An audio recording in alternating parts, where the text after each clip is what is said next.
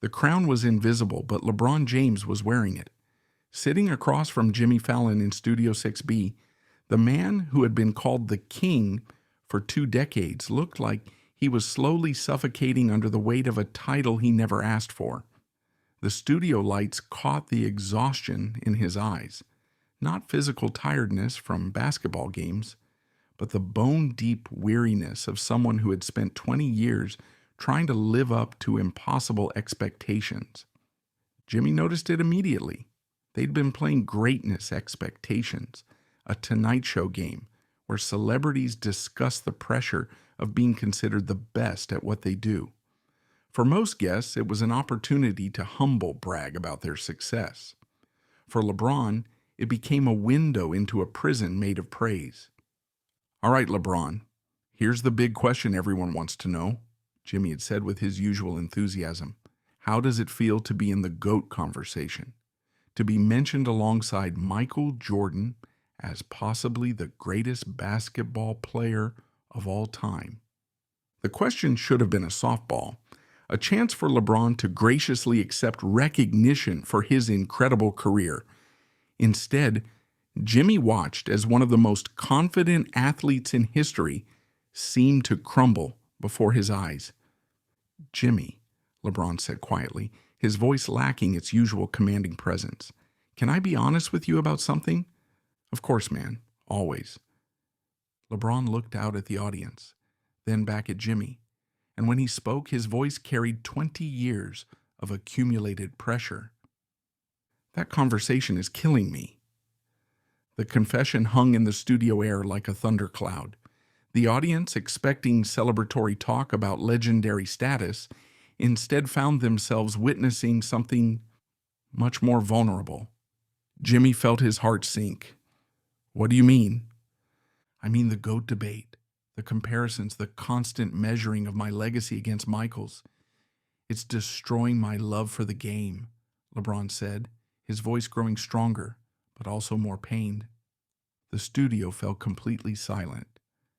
This wasn't the confident King James that America knew. This was a 40-year-old man who had been carrying the weight of impossible expectations since he was 18 years old. Jimmy made a decision that would define this moment. He stood up from his desk and moved to sit directly next to LeBron, abandoning his role as entertainer entirely. "Tell me about that pressure," Jimmy said gently. LeBron took a deep breath, gathering courage to speak a truth he'd never voiced publicly. "Every game I play, every shot I take, every decision I make on the court gets measured against Michael. Not against my own standards, not against what I'm capable of, but against the greatest player who ever lived." His voice cracked slightly. "Do you know what that does to you mentally when your best isn't measured against excellence, but against perfection? When great isn't good enough because it's not greatest?" The cameras continued rolling, but everyone in Studio 6B understood they were witnessing something unprecedented. One of sport's most successful athletes revealing the psychological cost of legendary status. "When did this start?" Jimmy asked. "High school," LeBron said immediately. "I was 17 years old when they started calling me the Chosen One. Sports Illustrated put it right on the cover. 17, Jimmy. I hadn't even played a professional game and people were already expecting me to be better than Michael Jordan." He paused, lost in the memory. "And instead of being excited about playing basketball, which I loved more than anything in the world, I became terrified of disappointing people. Every game became a test I might fail." Jimmy nodded, beginning to understand the impossible position LeBron had been placed in. "What does that feel like now, 20 years later?" "Like I'm still failing that test," LeBron admitted, and the raw honesty in his voice was devastating. "I've won 4 championships, 4 finals MVPs. I'm the all-time scoring leader, and people still debate whether I'm as good as Michael." His voice grew more emotional, and the crazy part is, I've internalized it. I've started to believe that unless I'm universally acknowledged as the greatest, then I'm somehow not enough.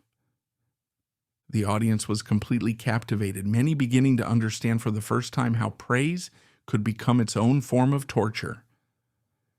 "LeBron," Jimmy said carefully, "do you enjoy playing basketball anymore?" The question hit LeBron like a physical blow. He was quiet for a long moment, clearly wrestling with something he'd perhaps never admitted to himself. "Some days, no," he whispered. "Some days I walk onto that court, and instead of feeling joy, I feel anxiety. Instead of playing freely, I'm calculating every move against how it will be judged, how it will affect my legacy, how it will impact the never-ending comparison." Jimmy felt tears forming in his own eyes. "That's heartbreaking, man." "It is," LeBron said simply, "because I fell in love with basketball as a kid in Akron who just wanted to play. And somewhere along the way, that love got buried under expectations I never asked for." He looked directly at Jimmy. "You know what the worst part is? I'm grateful for my success, I really am. But I can't enjoy it because there's always someone telling me it's not enough, that Michael did it better, faster, with more style." Jimmy was quiet for a moment, absorbing the weight of LeBron's words. "Can I ask you something?" LeBron nodded. "What would it feel like to just be good enough? To not have to be the greatest, just to be great?" The question seemed to surprise LeBron. "I don't know," he said honestly. "I've been chasing greatest for so long I've forgotten what great feels like." Jimmy reached over and placed a supportive hand on LeBron's shoulder. "LeBron, can I tell you what I see when I watch you play? Not as a basketball analyst, not as someone keeping score in some impossible debate, but just as a human being watching another human being." LeBron looked at him with something approaching hope. "I see someone who has given everything to his craft for 20 years. I see someone who has lifted up his teammates, his community, and countless kids who look up to him. I see someone who has used his platform to fight for social justice and education." Jimmy's voice grew more passionate. "I see someone who didn't just meet the impossible expectations placed on him as a teenager. He exceeded them while remaining a good person. That's not just greatness, LeBron. That's something beyond greatness."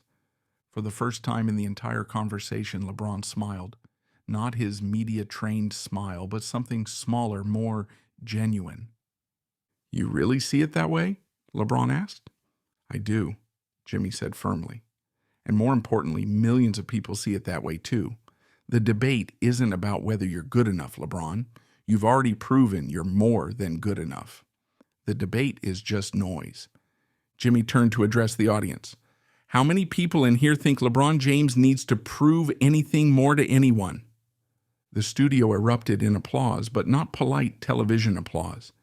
This was recognition, appreciation for someone who had given everything to his craft and to his community. LeBron looked out at the applause, and something in his posture began to change. The weight he'd been carrying seemed to lift slightly. "I want to say something," LeBron said, addressing the cameras directly. "To any young athlete watching this, to anyone who's ever been told they need to be perfect, you don't." His voice grew stronger as he continued. "Excellence is enough. Giving your best is enough. Being good at what you do while being good to the people around you, that's enough." He paused, looking directly into the camera. "And to the kids who feel pressure to be the next LeBron or the next Michael or the next anyone, don't try to be us. Be the first you. That's all we ever were anyway." Jimmy stood up and embraced LeBron. Not a show business hug, but a real moment of human connection. When they separated, Jimmy looked directly at his guest. "LeBron, you don't need to be the greatest of all time. You just need to be you, and you are more than enough." "Thank you," LeBron whispered. "Thank you for reminding me that I'm allowed to just be human." 3 months later, LeBron James did something unprecedented. He gave an interview where he said he was no longer interested in GOAT debates. He talked about playing for joy, about measuring success by impact rather than comparisons, about finding peace with being great without needing to be greatest. The Tonight Show segment became one of the most viewed and shared pieces of content about sports psychology and mental health ever created. It sparked conversations about the pressure placed on young athletes and the difference between healthy competition and destructive comparison. Jimmy said in later interviews that the conversation changed how he thought about success and expectations. LeBron reminded me that sometimes the bravest thing you can do is step away from other people's definitions of greatness and define it for yourself. And LeBron, he continued playing, continued breaking records, continued being one of the greatest players in NBA history. But now, occasionally, he would smile during a game for no reason other than the pure joy of playing basketball. He would make a pass not because it was the statistically optimal choice, but because it was beautiful. The crown was still there when he needed it, but now he knew how to take it off. Because sometimes the greatest thing a great person can do is remember that they don't have to be perfect to be enough.